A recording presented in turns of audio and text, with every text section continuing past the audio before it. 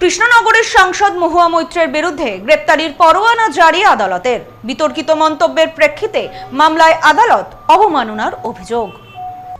সমাজ মাধ্যমে বিতর্কিত মন্তব্য এবং পরবর্তীতে বিচার বিভাগীয় সমন উপেক্ষা করার অপরাধে কৃষ্ণনগরের সাংসদ সদস্য মহুয়া মৈত্রের বিরুদ্ধে গ্রেপ্তারি পরোয়ানা জারি করেছে কৃষ্ণনগর জেলার দায়রা আদালত। ঘটনার বিবরণ দিতে গিয়ে আইনজীবী শীর্ষেন্দু দাস জানান, গত 12 জুন কৃষ্ণনগর লোকসভা কেন্দ্রের এই প্রতিনিধি দেশের স্বরাষ্ট্রমন্ত্রী, ভারতীয় সেনাবাহিনী, নারী জাতির শালীনতা, হিন্দু ধর্মাবলম্বীদের আস্থার প্রতীক তুলসী দেবী এবং বাঙালি হিন্দু নারীদের পোশাক পরা নিয়ে বিভিন্ন আপত্তিকর বিবৃতি দেন। ওই বক্তব্য সাম্প্রদায়িক সম্প্রীতি নষ্ট করেছে এবং সাধারণ মানুষের ধার্মিক অনুভূতির ওপর আঘাত এনেছে। এই মর্মে গত 17 জুন কৃষ্ণনগর জেলা ও দায়রা আদালতে তার বিরুদ্ধে আইনানুগ মামলা নথিভুক্ত হয়।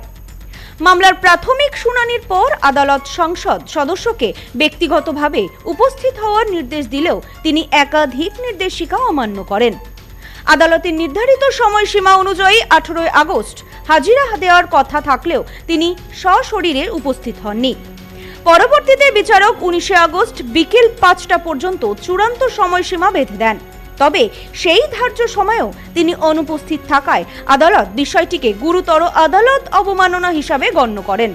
পরপর নির্দেশ অমান্যের ওপর ভিত্তি করে কৃষ্ণনগর জেলা আদালতের তৃতীয় জুডিশিয়াল ম্যাজিস্ট্রেট মহুয়া মৈত্রের নামে গ্রেপ্তারি পরোয়ানা জারি করেছেন। অঞ্জলি সিল্ক এখন আমাদের দুটি শোরুম, হাবড়া ও বনগাঁতে।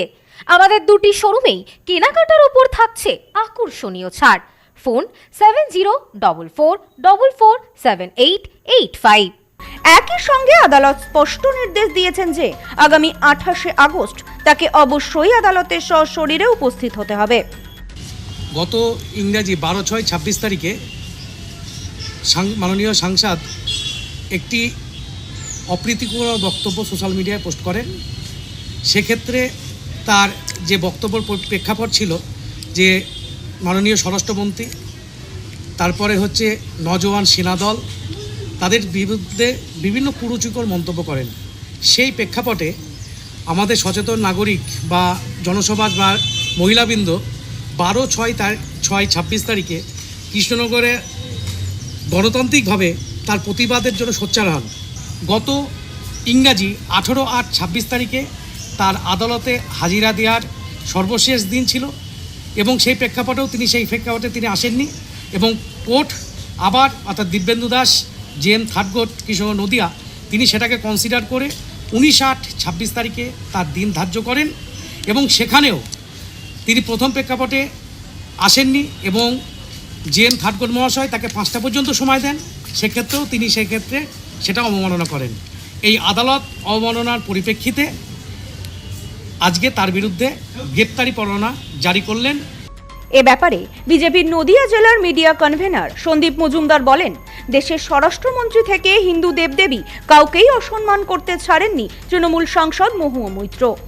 তার আচরণে ক্ষুব্ধ কৃষ্ণনগরের বাসিন্দারা। বিভিন্ন সময় তিনি মানুষকে ছোট করেছেন, দেবদেবীকে ছোট করেছেন, দেশের স্বরাষ্ট্রমন্ত্রীর মুন্ডু কেটে নেওয়ার কথা বলেছেন। সেই লেডি হিটলার তিনি কিছু কুরুচিকর মন্তব্য করার পরে মহামান্য আদালত কৃষ্ণনগর জজ কোর্টে কোনো সহৃদয় ব্যক্তি তার এই কুরুচিকর মন্তব্যের প্রতিবাদে তিনি মহামান্য আদালতে দ্বারস্থ হন এবং একাধিকবার মহামান্য আদালত তাকে সমন পাঠায় তাকে হাজিরা দেওয়ার জন্যে।